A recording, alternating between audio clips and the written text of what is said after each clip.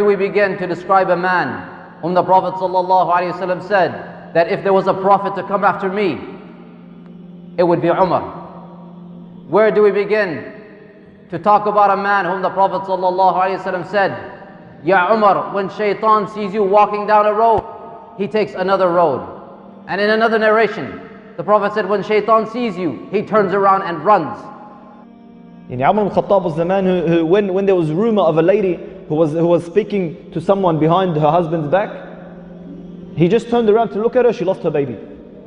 Umar radiallahu anhu was the man who when all of the Muslims, even the Prophet ﷺ and Abu Bakr were migrating to Medina in secret, in hiding, Umar was the one who, when he wanted to migrate, he got up, he walked into the middle of the city, the Kaaba, where the marketplace and all the people are standing, and he told them, I've accepted Islam and I'm migrating to Medina. Anyone who wants to make his mother cry, and his wife a widow, and his son, his children, orphans, follow me behind the mountains. Every single child which was born in the Muslim world would get an allowance.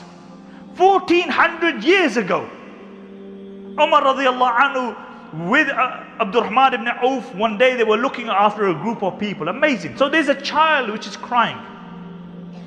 So Umar ibn Khatab radiallahu anhu, he goes up to this woman and he says to this woman, make your child quiet. Later on at night time, the child is still crying. So he comes back to the woman and he said, what an evil mother you are. All night your child has been crying. She doesn't know that this is Umar ibn Khattab radiallahu anhu. So she says, Amir al-Mu'mineen has stipulated allowance for every child which has been weaned off, which is no longer drinking mother's milk. I need the allowance. That's why I'm trying to wean my child off, and that's why he's crying. Abdurrahman ibn Auf radiallahu anhu narrates, when Umar led the Fajr Salah that morning, he says, I swear by Allah, he cried so much that we couldn't understand what he was reciting. And then Umar turned around after Salah and he said, woe unto you, O Umar, how many children have you killed because of this law of yours? Then from that day Umar made it far that every child when it's born it has allowance. It's where we were and where we've come to.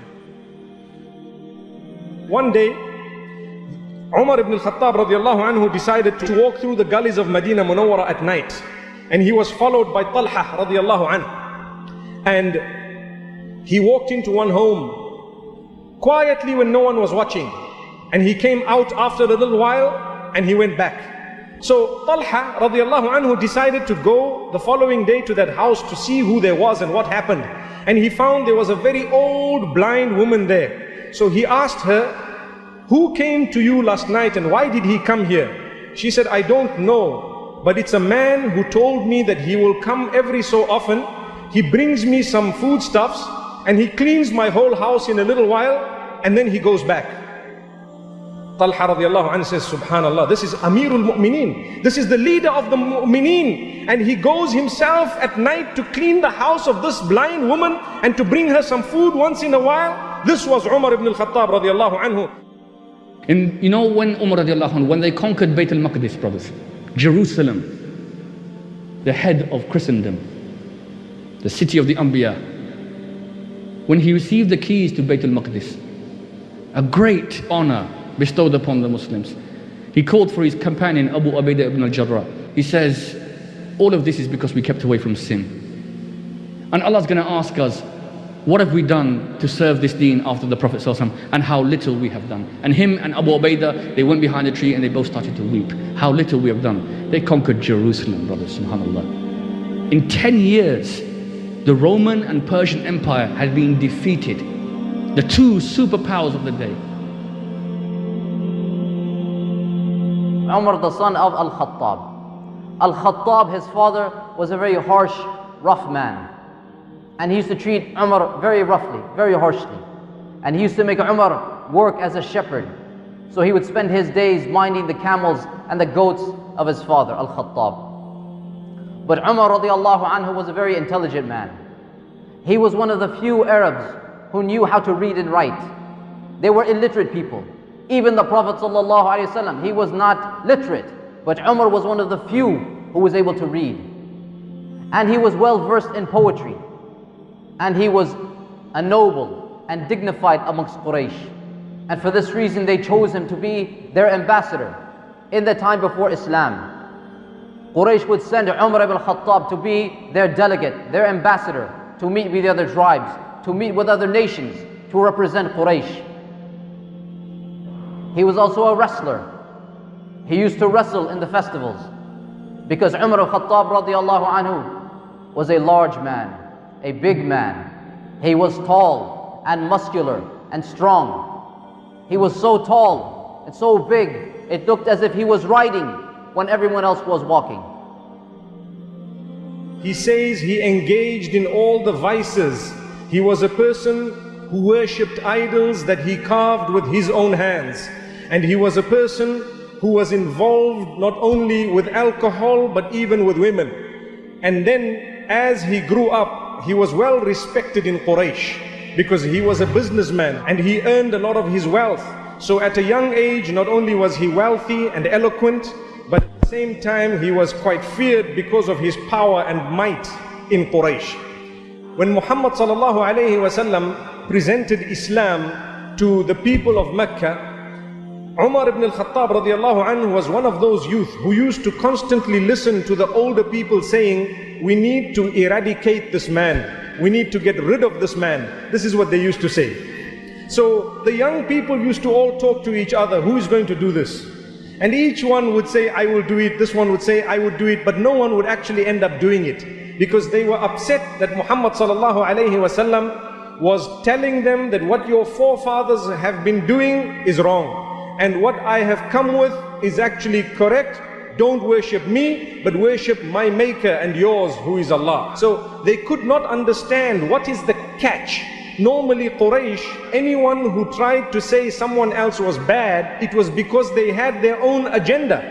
And in this particular case, Muhammad sallallahu alayhi wasallam had no agenda of his own. Rather, he would call people to develop a link with their maker alone. And this was something unique. And the Qurayshi leaders were asking, people to find him, and I'll give them so many thousand dirhams, whoever can find and get rid of this evil for us, and so on. And in one narration, Ibn Khattab said, are you serious? You're going to give 1,000 dirhams for the one who kills Muhammad? Really? And they said, yeah, wallahi, that's the absolute truth. There's so many different narrations about how he actually set off on this journey. And in this narration of Bayhaqi, he was going and he came across a companion by the name of Nu'aym ibn Abdullah, who had just become Muslim recently. And he said, Ya Umar, where are you going? I am going to get rid of Muhammad, the one that divided the people of Quraysh, the one that's been speaking against the laws of the people of Quraysh. So Nu'aym ibn Abdullah wanted to divert Umar ibn al-Khattab so he could have the extra time to warn the Prophet Muhammad sallallahu alayhi wasallam of the planning and the plotting of Umar ibn al-Khattab. So Nu'aym will say to Umar, oh Umar, why would you want to go and kill Muhammad if your own sister Fatima bint al-Khattab and your own brother-in-law Sa'id ibn Zayd had already become Muslims? Why didn't you start with your own family?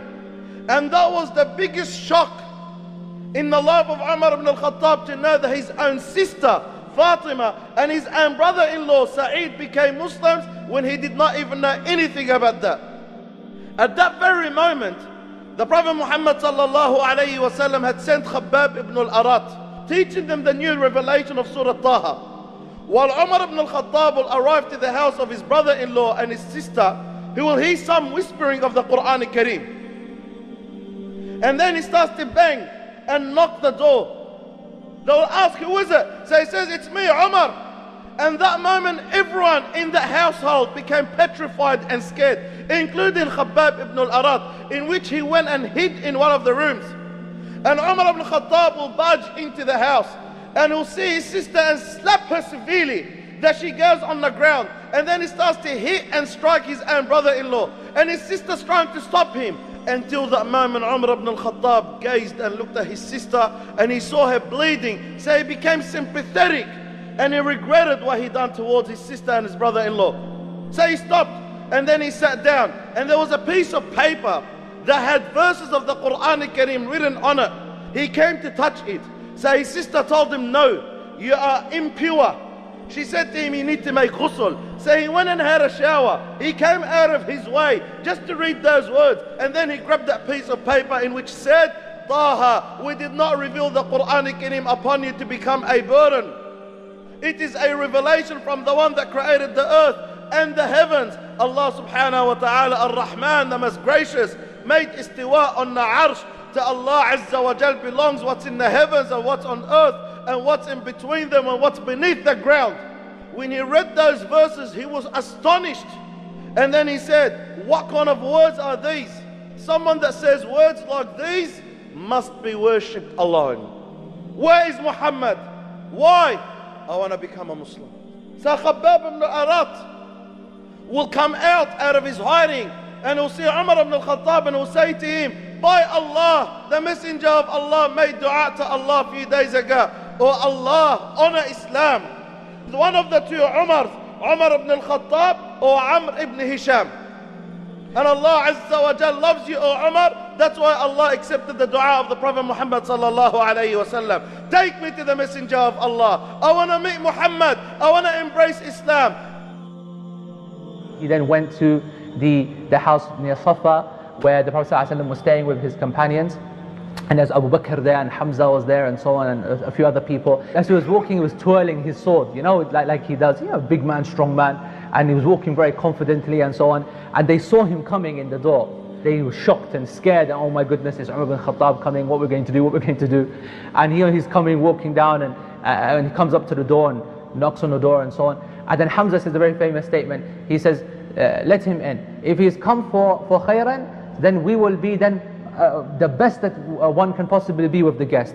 But if he comes for sharran, if he comes for any evil or any fitna or wants to mess around, then we'll kill him with his own sword. So the Prophet Muhammad sallallahu alayhi wa sallam tells the Sahaba, let Umar ibn al-Khattab in. And when Umar ibn al-Khattab enters the house, the Prophet alayhi salatu wasalam will grab him from his shirt, and the Nabi alayhi salatu wasalam will pull him and he'll say to him, oh the son of Khattab, isn't it time for you to know that there is no God except Allah and I am the messenger of Allah? At that moment Umar ibn al-Khattab, he said, oh messenger of Allah, I came for that reason. I testify that there is no God except Allah, and I testify that Muhammad is the prophet and the messenger of Allah. Allahu Akbar, Allahu Akbar, Allahu Akbar, Allahu Akbar. It was an amazing takbir that was heard all the way to the Kaaba. So many people heard it in Mecca. The first thing that happened, he says, O Messenger sallallahu alayhi wasallam, are we not on the right path? Yes, we are. Well, what are we fearing for? Let us get up and go and pray at the Kaaba. Why must we do it in the house of Al-Arqam here? So he got up, and the Prophet sallallahu alayhi wasallam got up, and they made two lines of people. Hamza ibn Abdul Muttalib was the leader of one, and Umar ibn al-Khattab radiallahu anhu was the leader of the other. 20 people on either side, and they marched all the way to the Kaaba, and that was the first day that they congregated and they prayed right at the Kaaba, and the people of Quraysh were gobsmacked. They did not know what to say, no words to utter. Why? Because Umar is with them. What should we do now? They're just watching. Strong man whom we had hoped that he would deal with the crisis became a part of the crisis, according to Quraysh. Suhaib al-Rumi radiallahu anhu, he says, when Umar accepted Islam radiallahu anhu, that is when we became powerful. We could sit in groups in public, we could tell people we were Muslim, and no one dare lift a finger upon us. This was Umar ibn al-Khattab radiallahu anhu. He was the one who, when he entered Islam, no one dared persecute him. Umar radiallahu anhu, when he saw this happening to the Muslims and no one dared challenge Umar, what did he do? He didn't want to miss out on the reward. So he went and literally knocked on the doors of the leaders of Mecca so that they can persecute him. He would knock on the door and tell them, I accepted the religion of Allah, the religion of the Prophet ﷺ, and they would close the door in his face. No one would dare challenge him. Who's going to hit Umar? Then he'd go to the second door. Again, even to Abu Jahl's door. He knocked on the door. Abu Jahl as well slammed the door in his face. And he kept doing this until a whole group gathered around him. And when this entire group gathered around Umar, then they had the guts to hit him.